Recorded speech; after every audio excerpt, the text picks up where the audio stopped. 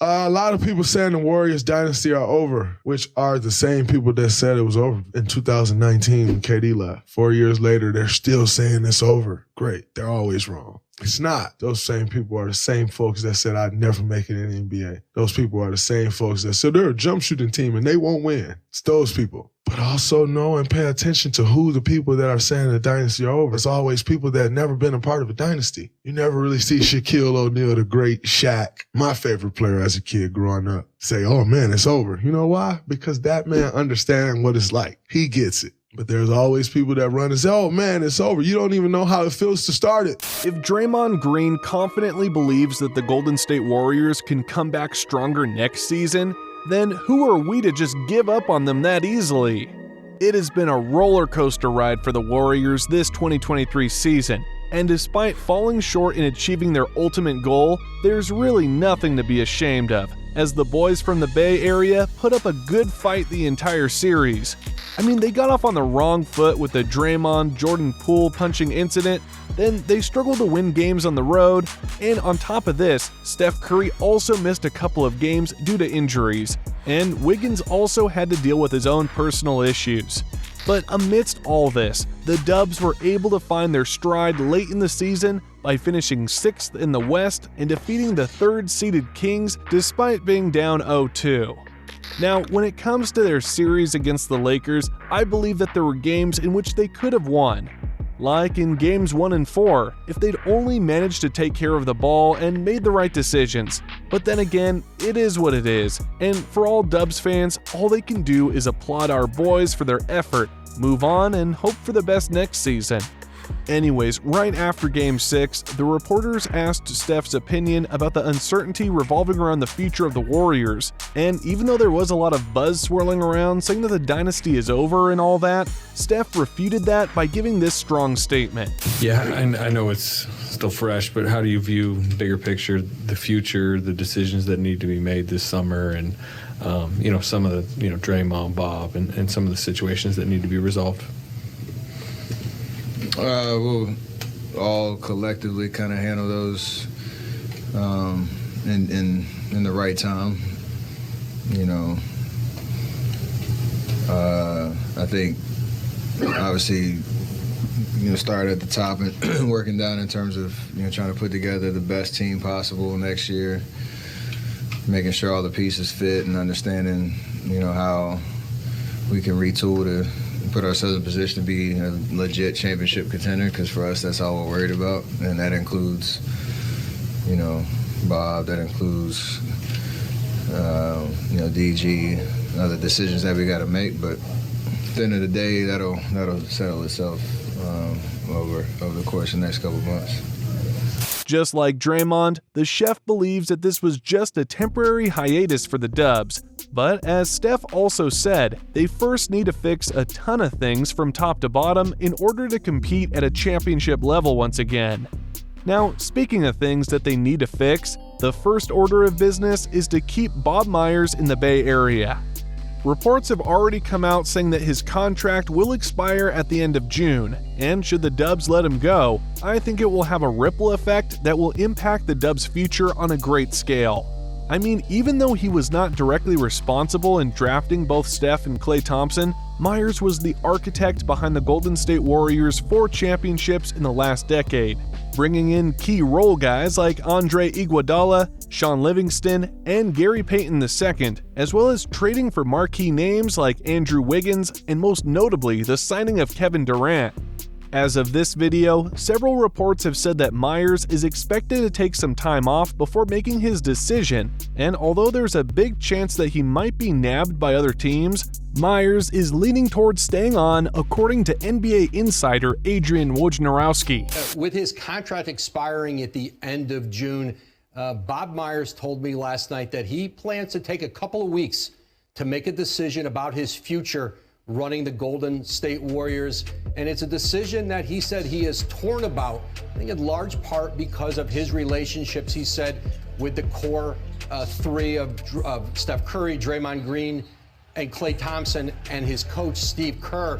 4 championships under Bob Myers, and an organization where he just carries a tremendous amount of weight, respect You heard all the key players, their coach, talk about how badly they want Bob Myers back. He's not there yet on a decision. He has built a Hall of Fame resume in Golden State, and I think very much the future of this organization, a lot of it revolves around his ability to kind of shepherd them through the next phase of it. But right now, Bob Myers is uncertain whether he'll do another contract with the Warriors. As you've heard from Woj, his loyalty to the organization and the relationship that he built with the Dubs core over the years will be the crucial factors that he'll be considering when he's about to make his decision. To me, I think the Warriors should meet Myers' demand, if there's any, just to keep him at all cost. I mean, the Dubs had a historic run in the last decade with this man in charge at the top. And even though he faced a lot of challenges over the years, Myers still found a way to build a championship caliber team year after year by pulling the right strings at the right time. Anyways, let's now move on to the next problem that they gotta address this offseason, and that's the contract situation of Draymond Green. After the Dubs dished out lucrative contract extensions for both Jordan Poole and Andrew Wiggins, this move had indirectly sent a bad signal to Draymond Green, which subtly indicates that the Dubs are putting more value on those two over him.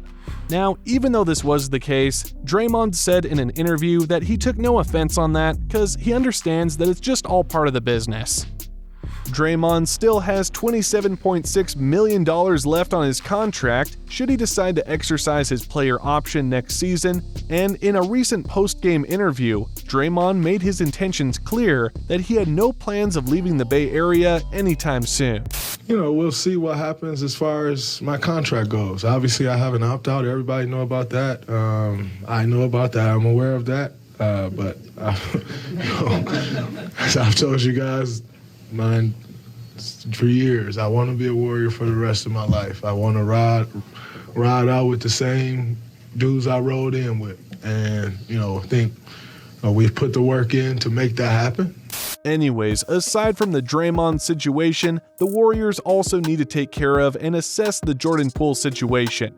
After a disappointing playoff run, almost every living soul called out JP3 for his horrendous performance and begged the Warriors to ship him off immediately from Golden State. I mean, as much as I want to side with JP3, I really can't blame them for doing that, because this was the man who just got a $123 million extension right before the season went off. See, a lot of people felt that JP3 robbed the Warriors by not performing at the same level as his financial worth. And even though this really looks bad for JP3, I'm still convinced that he can still redeem himself and bounce back big time next season. I mean, the kid is just 23 years old, and just like other youngsters who got the bag early in their careers, I think JP3 just had a tough time handling the pressure that comes with the money that he got, and unfortunately, that eventually spilled to his game and reflected with his bad performance inside the court.